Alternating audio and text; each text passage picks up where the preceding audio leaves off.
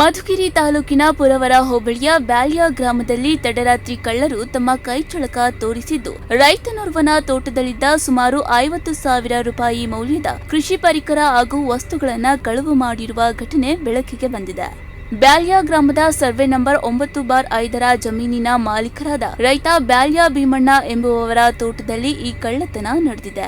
ರೈತ ಬ್ಯಾಲ್ಯ ಭೀಮಣ್ಣ ಅವರು ತಮ್ಮ ಜಮೀನಿನಲ್ಲಿ ಅಡಿಕೆ ಹಾಗೂ ಜಾನುವಾರುಗಳಿಗೆ ಮೇವು ಬೆಳೆದಿದ್ರು. ಇತ್ತೀಚೆಗೆ ಅವರ ಪತ್ನಿಯ ಆರೋಗ್ಯದಲ್ಲಿ ಏರುಪೇರಾಗಿದ್ದ ಕಾರಣ ಅವರನ್ನ ತಪಾಸಣೆಗೆ ಕರೆದುಕೊಂಡು ಊರಿಗೆ ತೆರಳಿದ್ರು. ರೈತ ಜಮೀನಿನಲ್ಲಿ ಇಲ್ಲದ ಈ ಸಮಯವನ್ನೇ ಹೊಂಚು ಹಾಕಿ ಕಾಯುತ್ತಿದ್ದ ಕಳ್ಳರು ಸಂಚು ನಡೆಸಿ ತೋಟಕ್ಕೆ ನುಗ್ಗಿ ಕೈಚಳಕವನ್ನ ತೋರಿದ್ದಾರೆ.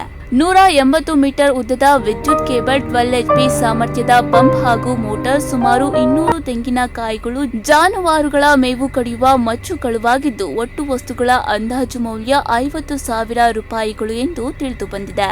ನಮ್ದು ಸ್ವಂತ ಸರ್ವೆ ನಂಬರ್ 9/5 5ರಲ್ಲಿ ನಾವು ಕೊಳವೆ ಬಾವಿ ಕೊಡಿಸಿದ್ವಿ. ಕೊಳವೆ ಬಾವಿಯಲ್ಲಿ ರೂಮಲ್ಲಿ ಹಾಕಿ ನಿನ್ನೆ ದಿನ ನಮ್ಮ ಮನೆಯಲ್ಲಿ ನಮ್ಮ ಹೆಂಗಸರಾದ ಮಲ್ಲಮ್ಮನವರಿಗೆ ಆರೋಗ್ಯ ಸ್ಥಿತಿ ಗಂಭೀರವಾಗಿತ್ತು.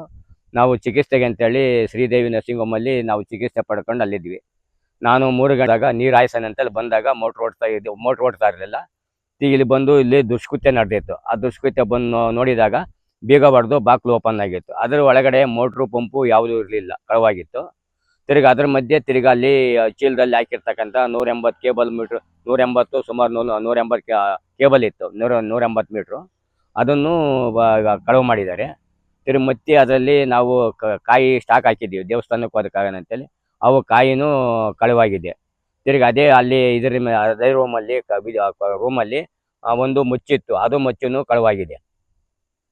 ದೂರು ಕಟ್ಟಿಲ್ಲ. ನಾಳೆ ಹೋಗಿ ಇದ್ರ ಮೇಲೆ ಅವ್ರಿಗೆ ಹೋಗಿ ನಾವು ಆಗಿರೋ ಘಟನೆಗೆ ನಾವು ವಿವರಣವಾಗಿ ಅವ್ರ ಮೇಲೆ ದೂರು ಕೊಡೋಕ್ಕೆ ನಾನು ಸಮ್ಮತಿ ಪಟ್ಟಿದ್ದೇನೆ. ಸರ್ವೆ ನಂಬರು 9/5 ಬ್ಯಾಲ್ಯ ಗ್ರಾಮಕ್ಕೆ ಅನ್ವಯಿಸೋದು.